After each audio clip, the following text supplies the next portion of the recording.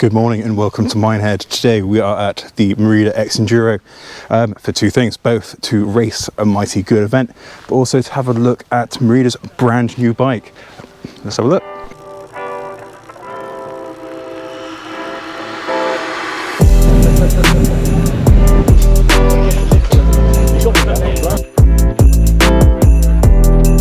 So last year we saw the release of the latest 160 and the 140s from Merida, and now we're taking a look at the brand new 120.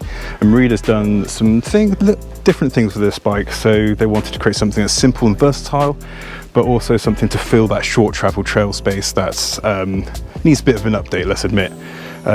Merida says, or doesn't want to call this a down country bike, but that's kind of the space it's looking to fill. So as standard, it gets Max's forecasted tyres, so the fast rolling, but because each model rolls on an alloy frame, it's a bit heavy for down country, so they're calling it short travel trail, which I think is a very good description.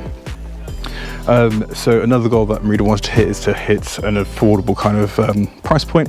So again, that is with use of that alloy frame, but this is the top of the range build. So we've got DB8 brakes, RockShox Pike Select, and a RockShox Deluxe Select at the rear. Of course, this bike right now has different tyres. That's because we're racing it, and these tracks do get a bit steep, so which I just wanted a bit more grip. We've got own brand wheels, and we've got a SRAM NX drivetrain, 12-speed, which is great to see. And this is the 120 700, and it's the highest spec build, and it'll cost you £3,100, which isn't bad at all. And I think they start, or models start around the £1,900 mark. So with that, Merida's looking to offer a bike that could be a fantastic first bike, but also one that will cater to more experienced riders through the use of a real progressive suspension kinematic and quite a spot-on geometry. So if we take a quick look at that geometry, we've got a 66-degree head angle on a mid frame. It's got a 465mm reach. Then we've got a 78.5-degree seat tube and a 435mm chainstay. As with Merida's latest bikes, it uses the agilometer kind of geometry concept. So much like Specialized and Privateer, it's more about keeping the bike short, but offering lengths for each rider. So, you know, a medium rider might want to ride a mid bike, but they have the option to very easily size up, and they can size down. Another cool thing, so it uses it's got a flex stay here, and that's tuned per each frame size, so heavier riders get a slightly stiffer flex stay in order to just put up with that weight and offer the ride characteristics that Merida's looking for. If we go on to frame details, it's all very much the same as the alloy 160 and 140. So up front, excuse me, we've got that internal cable routing through the headset. Some people may love or hate that. I think it looks quite tidy, but we're promised that cable management or messing with cables is quite easy, because down here is a little door where people can shove fingers up and guide hoses into the right places. We've got chainstay protection, we've got a bit of down tube protection, and here we've got hard mounts for a longer mudguard. So that means that things shouldn't flap about. Here we have it is obviously a dropper post. It's not the adjustable dropper post that we've seen on Merida bikes before. That's 170mm dropper on the small and mid frames, and that goes up to 200mm on the long and extra long, so you've got plenty of drop there thanks to that pretty short seat tube. The reason why Merida hasn't added the adjustable seat post is just to keep price down a little bit and keep weights down a little bit as well. More cool things about this bike is that, like the 160 and the 140, Merida's offering a 96 Lite, so that uses the very same frame but gets less travel, making it a very entry-level, budget-friendly cross-country bike. I think that's 110mm travel both ends. But back to this one, this only runs on 29-inch wheels. There's no option to turn it into a mullet bike through flip chips or anything like that. And yeah, looking pretty good. I'm quite excited to get riding it. We've already done some riding on it, so like first impressions is that it's super responsive.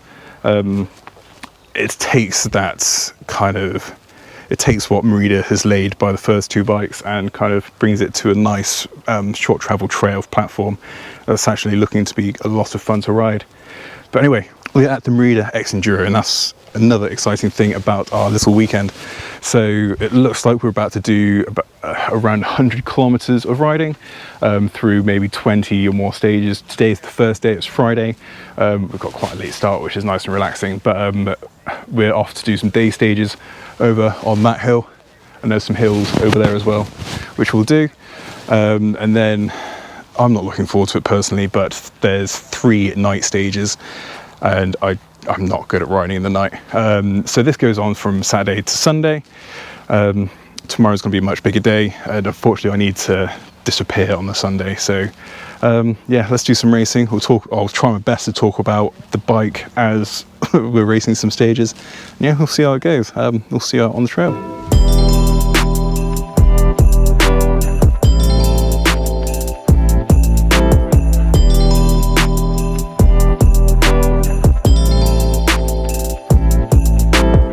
Let's go for it.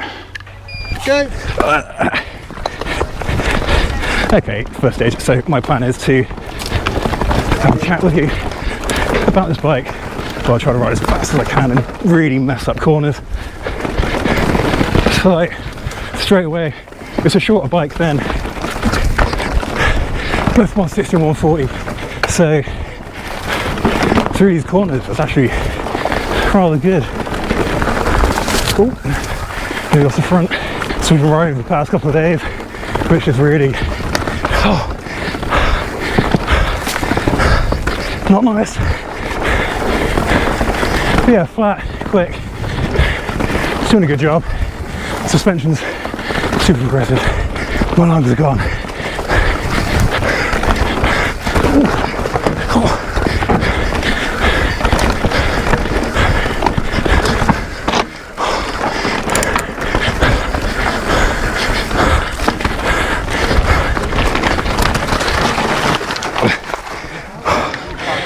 Oh, thank you. It's first day exercise work. Hurt myself, bleeding everywhere. But yeah, I think the top section with the corners and stuff was real cool. Had a bit of a moment which made things hard. But yeah, you know, it's kind of surprising what you can get away with such little travel. I'm glad that I've got bigger tyres on because we did have forecasters on to start with. But yeah, things are looking pretty cool. It's definitely quick, easy to ride fast. Of course, it's quite responsive under pedalling because it's got so little travel. And there's that flex A thing that keeps everything in check. Yeah, it's good. But yeah, warm, super warm. Do a flip! Yeah, go for it. 3, 2, 1. Crank it! Okay. Apparently it's more pedaling, but it gets a bit more flow or more interesting come the bottom. I have no idea. I think my goal is to not try quite as hard. That might be quite useful. Keep looking where I'm going. Ooh. So yeah, like I think I said before, but Merida wanted to create an all-rounder, and here I am racing enduro on a 130mm trail bike, which probably goes to show that there's some versatility even behind this machine. And the fact it's £3,100 kind of goes to show again. Had a lot of fun, it didn't cost so much. It's pretty quick on the pedals. Sneaky. Oh, nearly had me.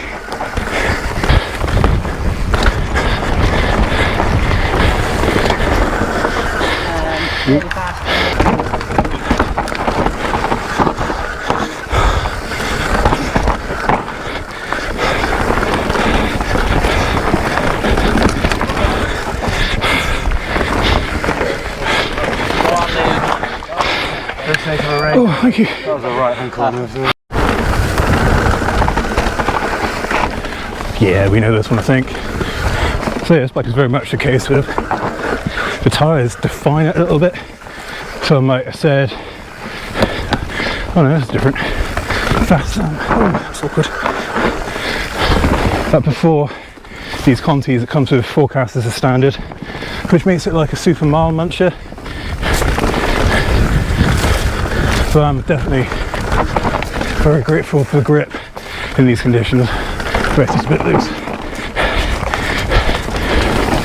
But yeah, Merida saying there's a bike that should appeal to new riders because it's super cheap with decent performance that'll keep it going. I agree with that. Oh god, if it's climbing it. But of course, it's got kind of the ride character that a newer rider would be very happy with. Don't like it.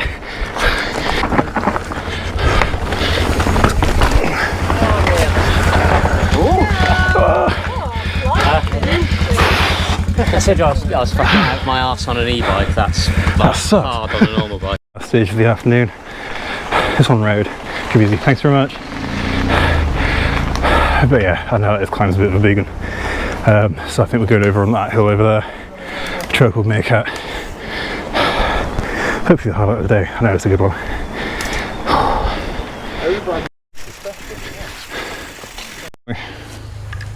Thank you.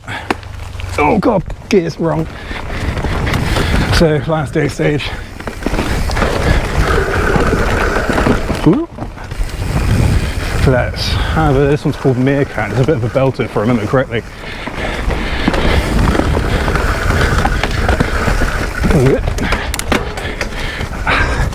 That's a pain. So yeah, after this we've got some night stages. I'm crapping myself for those because night riding is something I do far too infrequently. But I do know a couple of stages, so that should be kind of handy. This is running real nice.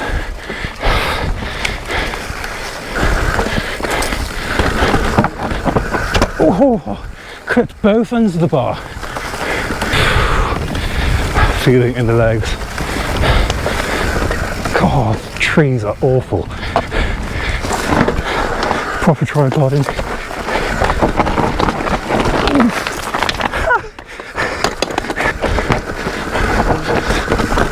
Oh, Jesus. Bloody hell.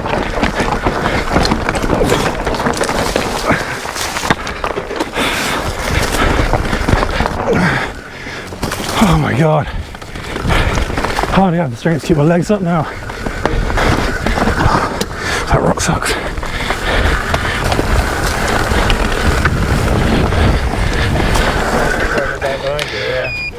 Thank you very much. So this the day stage is done, and I'm not feeling fresh, but it was good. The bike's going well. So yeah, it's just a case of having a bit of relax, get some lights on the bike. So exposure, or USC exposure, I've lent me a couple of lights, helmet light and a 6-pack, and sit them on the bike, do some night stages, have a barbecue, and enjoy watching me struggle riding the night when I just don't do it.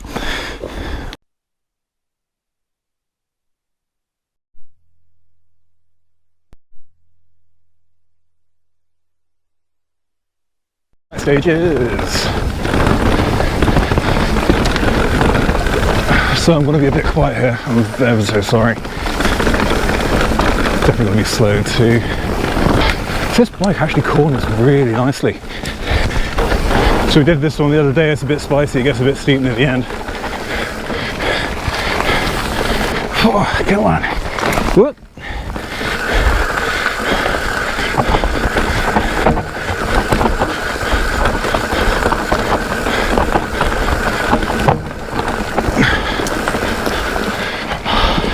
Just trying to pick out any kind of detail from ahead.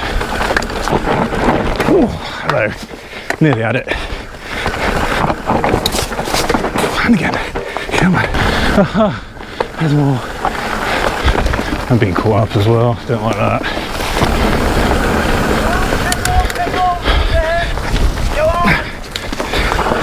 Whew.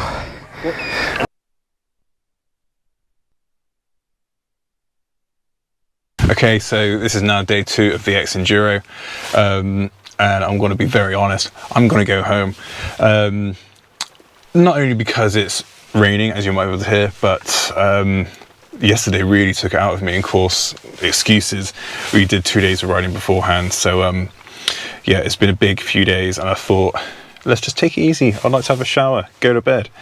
But anyway, that doesn't mean that the EX Enduro isn't an awesome event. Like, I've really enjoyed myself. I've done it before. It's fantastic. The original outlay for the tickets might be a bit high, but for that you're getting like free camping, free food, all of the food, like multiple feed stops, all of the cake, all of the coffee, and all of the beer. And last night we had a fantastic barbecue as well, which is more than required at that point. And of course, you know, it doesn't go without saying, we are riding some of the best stages in the Southwest, and coming from the Southwest, being very genuine about that. So if you do get a chance to ride the EX Enduro, give it a go. It's awesome. Next year it's e-bike only, which I think might be a really good thing, because some of the climbs around it are absolutely massive, you know, 25 to 40 minute climbs. Mike takes no prisoners when it comes to doing these events. But yes, thank you very much for having me again. It's been great. Hopefully we can do it again next year. But anyway, onto the bike. The important thing, and Merida's done a real solid job, I think, for the money that they're asking for these bikes. So again, ours was top of the range. It came with a RockShox Pike Select, DB8 brakes, and 4 caster tyres, which I think is a really interesting choice. It kind of really shows off what you can and can't do with a bike. So with lower profile tyres, you've got a bike that can munch miles. It does become like a weighty down country rig, but then when we're racing an Enduro, we put on Conti Crip Total tyres, so they're much grippier, and it became really surprising what you can get away with. So up on behind, or the hill over there, it's a bit flatter, where you can just pedal away, take advantage of the responsiveness of that rear suspension, and take advantage of like the short